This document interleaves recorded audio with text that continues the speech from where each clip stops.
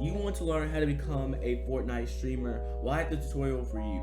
Today I'm going to be explaining what software to use, what you should have in your streams, what are the best types of streams to do as a Fortnite content creator, and overall, when should you start streaming? What are the timings, and overall, what should you be doing to get the best growth on your channel as a small streamer? Well, I'm going to be explaining all of that in the video. Be sure to drop a like and subscribe if you enjoyed, and comment any questions that you have. I'll be replying to any questions that you have in regards to what I could do to advance your content creation and your streaming progress. Without further ado, let's get into the video. Peace!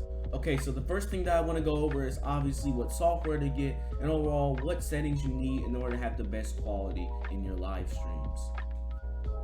Okay guys, so right here I have the two best softwares for anybody who's trying to start streaming and start grinding like crazy on streaming. Look, we have OBS and we have Streamlabs OBS. I'm going to be pretty much going in depth about each software and explaining which one you should choose depending on what you need. OBS was originally made for beginners, anybody who just wanted to put a game capture on, add a face cam, and immediately start streaming. Streamlabs was made for anybody who wanted to go ahead and start advancing their streams and adding on these fancy overlays, alert boxes, and sub goals, especially if you already had a growing fan base, you already had a pretty large platform. So OBS for beginners, Streamlabs for anybody who's already started streaming and wants to go ahead and advance from OBS Studio. If you're using OBS, you're going to see maybe like a 20% to like 10% just decrease in performance, but it's not that bad in comparison to Streamlabs, where you can see a 30% to 40% because you have all these different stream like effects, alert boxes, face cam borders, all these different things that are being added on by Streamlabs. It can cause your computer to be bogged down a little bit. It uses a little bit. Just gonna simplify it for you. OBS for beginners, Streamlabs for anybody who's already started streaming and wants to grow their stream to the next level. Okay guys, so right here in OBS I have my settings pulled up. What you want to do is navigate down to the output settings. Encoder should be on NVIDIA at all times. Make sure that's on NVIDIA, NVINC type thing. I don't know how to pronounce it, but it's NVIDIA. Make sure graphics card do all the work rather than your CPU. Rescale output is just pretty much what your recording would be like if you were streaming. And overall, if you're like streaming and you want to record, honestly, just use the NVIDIA Shadow Play. It's way better. As far as rate control, make sure it's on CBR. Some people would use what's called like VBR. I actually use VBR for a time, and it's pretty much just makes it where you can choose a high quality and a low quality, so just in case your internet goes bad, you can have like a lower version and a higher bitrate just in case, so you don't have like a inconsistent stream. Overall for bitrate, I have it on 2700 because that's my internet speed, but I have a little like picture on screen of what bitrate you should use depending on your internet speed, and there's also going to be a speed test in the description. Make sure you click on that and use that speed test so that you can find out how fast your internet is and what bitrate you should use, but it's all very straightforward. Go down to preset, make sure it's on quality, and the profile, make sure it's on main. This is the best things that for me. Now of course it could vary from person to person, but for me, I think that these are the best settings, and overall I enjoy it, and it makes my streams look the best in my opinion. Now of course video, make sure you have it on the quality that you want to use. Once again, look at the picture on screen. You'll see that these are the recommended internet speeds in order to run at certain qualities. If you want to run to the AP, make sure your internet speed matches and you can run to the AP. And of course lengths is like how like the downscale filter works. It's kind of like if your stream ever has low internet like speeds or something, it just downscales your stream. So if you're on bilinear, you're gonna see your stream go blurry if you have low internet speed. If you are on length zones, your stream is just gonna be laggy. I'd rather have a laggy stream than a blurry stream, but really it's just up to you. Now we're gonna go to the second part, which is pretty much what I recommend you should have in your streams. Well, of course, I do recommend that you have Fortnite gameplay in your stream. I also recommend that you have a face cam or a keyboard cam, something that can overall add a little bit of life to your stream so that people can see your reaction if you die. People can see your reaction if you get a kill, and overall, they can just feel like they are in the room with you while gaming. So I use a face cam and a hand cam. And as you guys can see, in my face cam, I have a lot of things in the background, okay? I have light panels, I have moon lamps, I have light strips. This is all something that can add a little bit of life to your stream, which actually brings me to today's sponsor.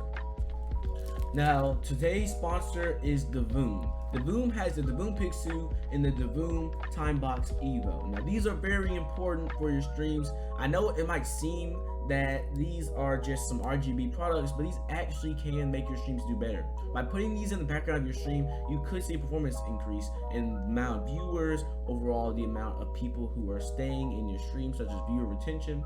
And it's all because people like to see more than just Fortnite gameplay.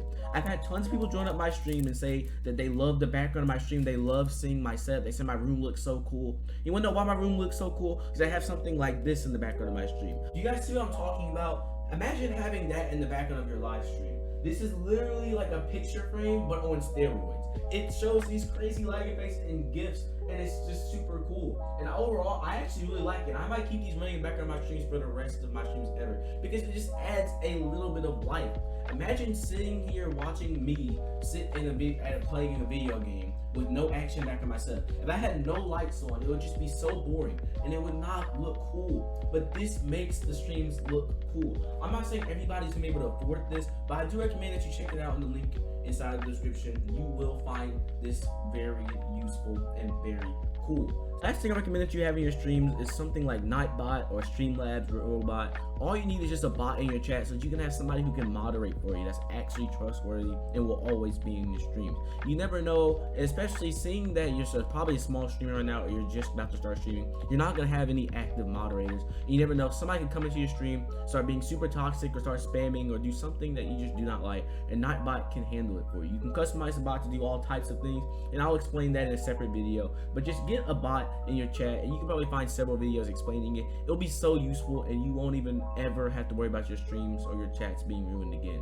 You know, you started your streaming journey, you are looking for overall some ideas to add to your streams. Like, what should you do to really start seeing growth on your streams? Because I know that you're probably wondering, how have you grown so fast from streaming? How can other people grow so fast from streaming?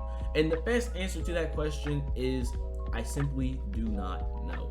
But overall, you see, every streamer has different ways. You just have to experiment. Trial and error is key, but just never lose motivation and don't give up, because eventually you'll find your niche or something. If you're good at the game, I recommend doing wagers. I don't think wagers are allowed in Fortnite, but I don't think anybody stopped doing wagers. You can still do them. If you want to 1v1 people for money, like if they donate or something or they subscribe, they can 1v1 you. That's something that you can do. Maybe you're good at the game and a bunch of people will try their best to 1v1 you. Most players who are good at the game have a better chance of growing as a streamer because people want to watch good gameplay. Me, I had to find a workaround. I had to find something that overall I didn't have to be super good at the game to do. I'm good at the game, but not in the level that some of my subscribers are. A lot of my subscribers are way better than me, and I have to accept that. But overall, the best thing that you can do is let them play and have fun. I do 1v1 tournaments every now and then. Get a name for yourself. Make it to where people really enjoy seeing you on their friends list. Accept friend requests, read chat, be active in your community, start a Discord server. Do different things that will make people feel interested in your live streams more and more every single time they walk in. So you have everything set up, your streams are set up, you know what type of stream you're going to do, or you have an idea of how you plan on starting your streaming journey. But now you want to know, what are the best times to stream? And overall, how long should I be streaming for to really start seeing growth? Now, the answer to that is, it just varies what type of stream you're doing. Honestly, I have done different types of streams. I've done streams where I've streamed for 4 hours, and I've done streams where I've only streamed for an hour and 15 minutes. For me, I have kind of developed this thing where I can really stream whenever I feel, but of course, I do see a different amount of views per what stream I do, and I also see a different amount of views depending on what time I stream. Streaming really is it's a long-term thing. It lasts a long time, so you never know when the most active part of the stream is going to be. You just have to start and get lucky, I guess. But overall, I recommend starting at a universal time. And what I mean by universal is that it's a time that most people on every single server will be active, such as 12 to 2 o'clock. Those are the best universal times. 12 o'clock is pretty much everybody's active on every single part of the world. At 12 o'clock, my time at least, everybody at some point is active, okay? Starting a stream at 4 o'clock, most people in my EU community, people who are subbed to me from EU parts of the world, in Europe and Asia, they're it's midnight for them, or they're sleeping and they can't be in my stream. But if you're somebody who streams at 2 o'clock or something at my time, you'll actually see that some of your EU subscribers are probably still awake and playing Fortnite, because it's maybe 9 o'clock or 8 o'clock for them. But for me, it just depends on when I have the time to stream. Not everybody's gonna have time to stream at whatever given time. Not everybody's gonna be able to stream at 2 every single day, or whatever. But overall, just stream whenever you feel that your subscribers are most active, and you'll figure it out when you start growing. You'll start seeing like a consistency. Or you'll have one stream that does really good at 1 hour, and then the next hour you have like no viewers at all, and you're kind of like super confused. So just try streaming at an hour that you see the most activity.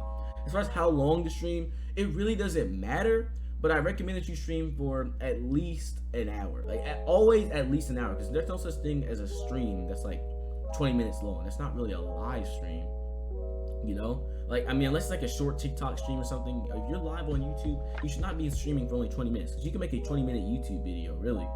I mean, like, I would recommend that you stream for 2 hours, 3 hours, and 4 hours, kind of pushing it. You don't need to stream for that long if you're just starting. But if you really want to grind and put in the work, you can stream for 6 hours. You can stream for 12 hours, 24 hours if you want. You can stream for infinite amounts of time. If you think that you really want to put in the work and you really want to grind, you're going to start seeing growth. And yeah, so that's pretty much all the information I wanted to tell you guys. I'm pretty much going to outro this video now. If you enjoyed this video, be sure to drop a like, subscribe, comment any questions that you have after watching this full-on video. If you made it this far, honestly, if you made it this far into the video, comment the cookie emoji. I want you guys to put the cookie emoji in the comment section. And overall, just let me know what you feel about this video.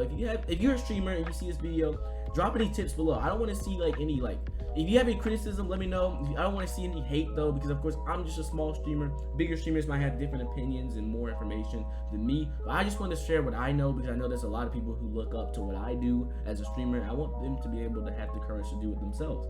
So yeah, I'm out. Peace. Love every single one of you guys, and stay safe, stay hydrated, and take care. Peace.